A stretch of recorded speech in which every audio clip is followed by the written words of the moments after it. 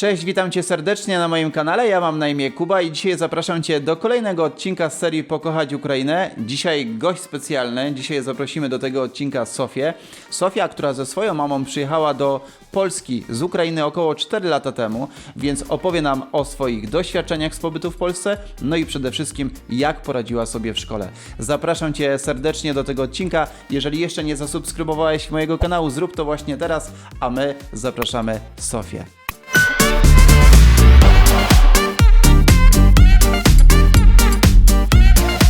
Witamy więc Sonię. Dzień dobry, Sonia. Dzień dobry, cześć. Jak po ukraińsku jest cześć? Привіт. Привit wszystkim.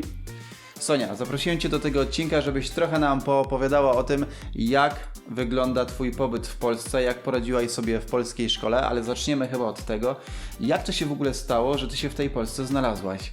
No to tak, moja mama pojechała mniej więcej na 3 tygodnie do Polski. Nic mi nie powiedziała, o co chodzi, dlaczego. Wróciła i tylko wtedy powiedziała, że Sonia, przeprowadzamy się do Polski. Ja myślę, co się dzieje, dlaczego nie zostajemy w Ukrainie? Po co się przeprowadzamy? A potem było mi jakiś czas smutno, bo wiedziałam, że muszę zostawić mój kraj, muszę zostawić moją rodzinę, więc było mi dosyć smutno. A kogo tam zostawiłaś? Babcię, ciocię i 2 kuzynki, Witalinę i Anietę. Okej. A mama Ci powiedziała, z jakiego powodu się przeprowadziła do Polski?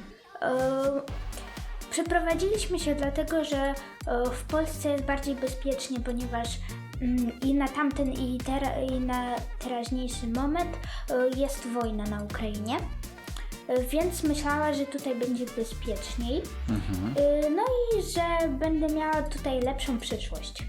No tak, mama, jak rozmawiałem z nią, to rzeczywiście powiedziała, że zależy jej na tym, żebyś Ty miała i fajne dzieciństwo i miała trochę inne perspektywy niż te, które mogłaś mieć na Ukrainie. No a jak przyjechaliście do Polski, to przyjechaliście, nie wiem, samolotem, samochodem, pociągiem? Jak to się stało, że tutaj znaleźliście się? Samochodem. Przyjechaliśmy tutaj z mamą, moim pieskiem, no i ja. Jechaliśmy samochodem, który prowadził taki pan, który właśnie z Ukrainy jechał do Polski i jego kolega, który jechał w innym samochodzie, w którym były nasze bagaże. No i właśnie tak przyjechaliśmy do Polski. Czyli jak zrozumiałem, Wy przyjechałyście jednym samochodem, a Wasze bagaże przyjechały drugim samochodem, tak? Tak. W tym samym czasie? Nie. To Bagaże jak? przyjechały 2 dni później niż my. No okej, to w takim razie jak sobie poradziłyście w ten pierwszy dzień? No, mieliśmy tylko jedną podusię i jedną kołderkę, którą ja wzięłam ze sobą, bo spałam w drodze. No i z kurtek naszych, w których przyjechaliśmy, ułożyliśmy jeszcze jedną podusię i tak razem spaliśmy. Okej. Ile miałaś wtedy lat? 8 albo 7. Tak, Ty miałaś, bo to był 2017 rok, październik i wtedy miałaś lat 8, tak? 8. Teraz masz ile? 12. Ten pierwszy dzień już w Polsce się zaczął, co robiłyście wtedy? Pierwszy dzień zwiedzaliśmy okolice.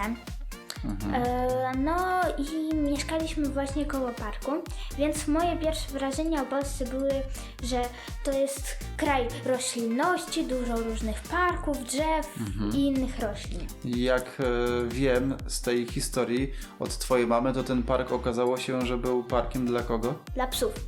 Dla psów.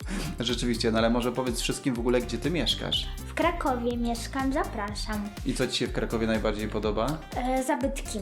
Na przykład? Na przykład Wawel, Kościół Mariacki i Sukiennice. No tak, Kraków jest rzeczywiście bardzo historycznym miastem, zresztą sama to widzisz już teraz, już po tych 4 latach. No a w tym pierwszym dniu, powiedz, poszłyście na miasto, zwiedzałyście coś też przy okazji, jak rozumiem, najadłyście coś, jakąś polską kuchnię na przykład? Tak, poszliśmy do pierwszej lepszej restauracji i tam był barszcz ukraiński. Tak. On tylko się nazywa barszczem ukraińskim. To nie jest barszcz ukraiński. A co to jest? To jest zafarbowana woda. Bardzo ostra. Zafarbowana woda. Bardzo ostre. No tak, rzeczywiście myślę sobie, że twoją mamę zaprosimy, to też zapowiadaliśmy już w poprzednim odcinku, że zaprosimy do tego, aby ugotowała dla nas taki prawdziwy barszcz ukraiński, nie zafarbowaną wodę, tylko rzeczywiście wodę czerwoną z buraków, no i z taką wkładką w środku, czyli z różnymi składnikami, ale nie będę nic zdradzał, nie znam się, więc mama nam kiedyś ugotuje, to na pewno nam powie, co tam w środku jest. Możemy tylko powiedzieć, że ten barszcz jest przepyszny. A z polskiej kuchni coś Ci smakuje w Polsce? Tak, schabowy ziemniakami. No, rzeczywiście. To taka tradycyjna nasza potrawa z ziemniakami, z czym jeszcze? I z ogórkami. I z ogórkami. No, a nie z kapustą? Nie lubię kapusty. Tak, Sonia rzeczywiście nie lubi kapusty, ale to tak, żebyś wiedziała, to w Polsce kotlet schabowy, ziemniaki i najlepiej taka smażona kapusta, to jest taki bardzo, bardzo tradycyjna nasza potrawa. No dobrze, Sonia, to w takim razie powiedz nam, jak wyglądał ten Twój pierwszy dzień, jak poszłaś do szkoły. To mama mnie zaprowadziła do szkoły, do sekretariatu, żeby dowiedzieć się, w jakiej sali mam lekcję. No, zaprowadziła mnie właśnie do tej sali i zostawiła mnie sam na sam, ja, nauczycielka i klasa, gdzie nic nie rozumiem. Ale miałam szczęście, bo moja pani Urszula, znała trochę ukraiński język, więc dużo mi pomagała. No i w sumie to dzieci dla mnie były bardzo mili, więc mój dzień był dobry w pierwszy dzień szkoły. Czyli dobrze Cię przyjęli Tak. w szkole, tak? Dzieciaki były dla Ciebie miłe, wszystko było w porządku, tak? Masz tam jakichś przyjaciół? Na ten moment w szkole mam przyjaciół, w klasie nie do końca, mam tylko jedną dziewczynkę, która mnie często wspiera, ale nie jesteśmy raczej przyjaciółmi. Okej. Sonia czasami przyprowadza tutaj do domu głównie kolegów, co oczywiście jest piękną dziewczynką, w ogóle nikogo pewnie nie dziwi. Co robicie z tymi kolegami? Bo Robimy pracę plastyczną, bo mamy wspólną pracę plastyczną. Tak, Skąd tak. mnie chcesz? tak, chciałem to specjalnie wywołać, bo rzeczywiście Sonia ma bardzo duże zdolności plastyczne i tutaj nawet widzę, że przyniosłaś pewien taki notesik. No właśnie, w którym są Twoje prace. Pokaż kilka, proszę. Pewnie musielibyśmy nakręcić odrębny odcinek o tym, jak Sonia maluje, bo rzeczywiście i w tym notesie, i w swoim pokoju na różnych kartkach ma tych prac bardzo dużo, tak, jakieś papuszki. Moglibyście oczywiście dać znać nam w komentarzach, co sądzicie o tych pracach. A ja zapytam Ciebie, Sofia, jeszcze o kilka rzeczy związanych z tą szkołą, bo wiem, że było kilka takich śmiesznych historii. Aha, jeszcze kilka prac, no dobra. Już. Było kilka takich śmiesznych historii, które opowiadałaś i Ty mi, i Twoja mama, więc może podziel się, co to za historie. Dobrze, no to jak poszłam do szkoły, 1 listopada, Dzień Wszystkich Świętych, No, u u Was nas- to jest święto, dzień wolny. Tak. No to ja poszłam do szkoły. Najlepsza uczennica, przychodzi do szkoły nawet w wolny dzień. Otwieram drzwi się nie otwierają, myślę, co się dzieje, dlaczego nie chcą mnie wpuścić do szkoły. No ale Wy też macie chyba takie święto na Ukrainie, czy nie? Nie mamy. Wszystkich świętych nie ma, tak? To nie jest święto. Mamy taki dzień, w którym właśnie przychodzimy do tych naszych zmarłych, ale to nie jest święto, nie mamy dnia wolnego. Więc nie wiedziałam o tym. Mama w sumie też. Zadzwoniłam do mamy, pytam się mamy, co się dzieje, nie chcą mnie wpuścić do szkoły, dlaczego? No, a potem się okazało, że to właśnie jest dzień wolny. No tak, w Polsce, Sonia, 1 listopada to taki ustawowo dzień wolny od pracy i od rzeczywiście szkoły, więc Sonia, mówi się w Polsce, pocałowałaś klamkę szkoły i wróciłaś z powrotem, rozumiem, do domu, tak? Tak. A druga historia? Druga historia. No. Mama zabierała mnie ze szkoły i powiedziała mi, kiedy się ubierałam, powiedziała mi, ruchaj się szybciej. Okej. Może nie rozwijajmy bardziej tego wątku, ale co to znaczy po waszemu? Po naszemu to oznacza ubieraj się szybciej. No i dowiedzieliśmy się o tym, co to znaczy, od pana, który stał obok, więc było dosyć niezręcznie. No tak, rzeczywiście i myślę sobie, że w kolejnym odcinku spróbujemy nagrać taki film, w którym pokażemy, jakie są różnice pomiędzy polskimi wyrazami, słowami, a tymi na Ukrainie, bo niektóre są bardzo podobne, a brzmią zupełnie co innego i damy teraz może przykład. Siedzimy obecnie na... Dywanie. No właśnie, siedzimy obecnie na dywanie. Raczej na kanapie, ale niech będzie na dywanie. Twoja mama, jak w ostatnim odcinku gotowała dla nas takie pierożki pielmieni, wzięła robot kuchenny i powiedziała, że nazywa się on jak? Kombajn. Kombajn. No więc zapraszam Was już od razu do kolejnego odcinka, w którym właśnie zrobimy kilka takich ciekawych zwrotów, pokażemy, porównamy, co one znaczą u Was na Ukrainie, a co znaczą w Polsce i jak czasami można się pomylić, mówiąc na Ukrainie, będąc na przykład jakieś słowo, które będzie przez Waszych rodaków rozumiane zupełnie inaczej niż to, co ja chciałem powiedzieć. No dobra, a jak w ogóle w szkole pod kątem ocen, Sonia, nam powiedz? Oceny mam bardzo dobre. Nie licząc pierwszej klasy, to resztę kończyłam zawsze z świadectwem z czerwonym paskiem. Sonia, muszę ją pochwalić, ponieważ Sonia ma rzeczywiście bardzo dobre stopnie w szkole. Jak słyszycie, język polski opanowała już też naprawdę na bardzo wysokim poziomie. Ktoś słyszy jeszcze Twój akcent w szkole? Nie. Większość nawet się, kiedy im mówię, że jestem z Ukrainy, to wszyscy się dziwią, że jak? Nie słyszą mojego akcentu, jak oni mówią. Tak, no rzeczywiście z Sonią dużo czasu spędziliśmy na języku polskim. Sonia pisała sobie różnego rodzaju takie wypracowania, na przykład jak mi minął dany dzień. Robiliśmy sobie dyktanda, czyli Sonia pisała różne słówka, w których najczęściej popełniała błędy. No i też czytasz dużo książek polskich, prawda? Tak, tak. Na przykład? Lektury.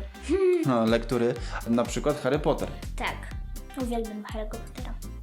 Tak, Sonia ma też oczywiście Harry'ego Pottera w języku ukraińskim, taką strasznie grubą książkę, więc równolegle uczy się jednego i drugiego języka. Ile ty znasz w ogóle języków, Sonia? Ukraiński, rosyjski, bo w Ukrainie często mówią po rosyjsku, polski i uczy się angielskiego. Tak, i też myślę, że warto dodać, szczególnie to dla rodziców, którzy chcą przyjechać z takimi dzieciakami jak ty do Polski, że obcokrajowcy mają jeszcze dodatkowo w polskiej szkole taką możliwość, żeby chodzić na dodatkowe zajęcia z języka polskiego, oczywiście zupełnie bezpłatnie, to jest w ramach edukacji szkoleń właśnie dla takich dzieciaków. A dużo jest dzieci w ogóle takich obcokrajowców w twojej szkole? Dosyć dużo. Tak? Tak. Z Ukrainy, z innych krajów? Tak, z innych krajów, z Ukrainy, też z Rosji, z Białorusi.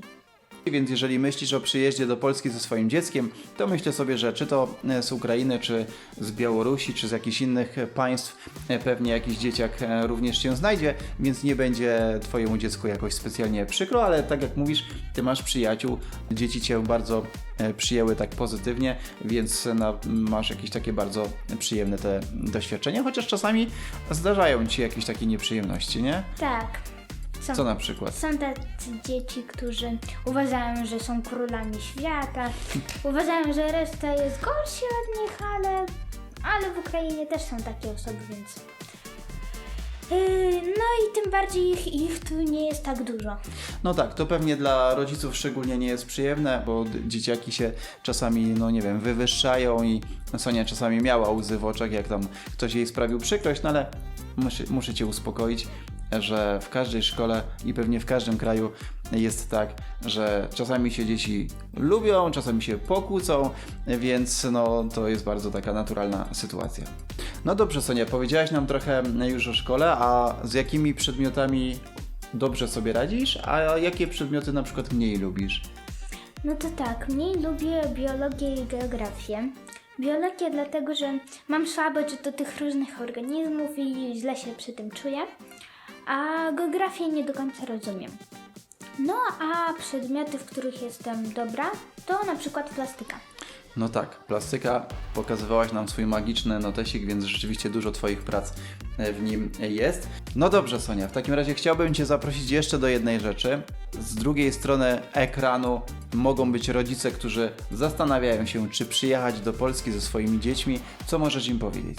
Mogę powiedzieć, Polska jest przepięknym krajem.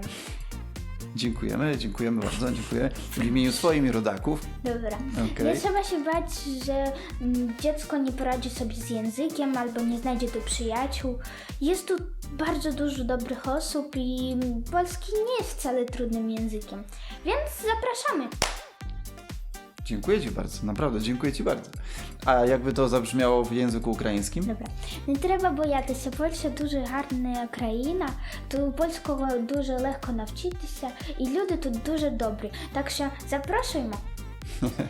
Sonia, dużo dziękuję, Будь ласка. co oznacza dziękuję bardzo. Sonia odpowiedziała Proszę. proszę. Wam również dziękuję za to, że oglądaliście ten film. Jeżeli jeszcze nie zasubskrybowałeś mojego kanału, zrób to właśnie teraz. I oczywiście zapraszam do komentowania tego filmu, komentowania jak Sonia sobie poradziła z językiem polskim, jak Ty to słyszysz. No i oczywiście, aby też nasi widzowie powiedzieli trochę więcej na temat Twoich pięknych prac, jakie masz w notesie. Serdecznie Wam dziękuję, trzymajcie się, cześć!